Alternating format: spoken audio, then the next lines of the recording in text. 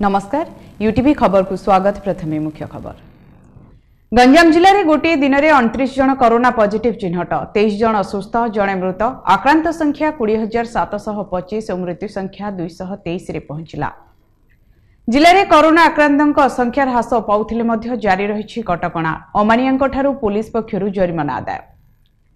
ब्रह्मपुर में घर को घर बुली स्क्रीनिंग और ऑक्सीमीटर जरिए पारामेडिकल स्टाफ, अंगनवाड़ी कर्मी, स्वास्थ्य साथी, आशा और एएनएम द्वारा करा स्वास्थ्य परीक्षा। महानगर निगम वार्ड नंबर 1 अंचल रास्ता और नाल समस्या सह विद्युत समस्या नहीं अंचलवासी निगम कमिशनर को दाबीपत्र। सरकारी नियंत्रित मंडी व्यवस्था को सुदृढ़ करने समेत विभिन्न दाबी देशव्यापी प्रतिवाद। ब्रह्मपुर में अखिल भारत किसान समन्वय समिति पक्षर विक्षोभ।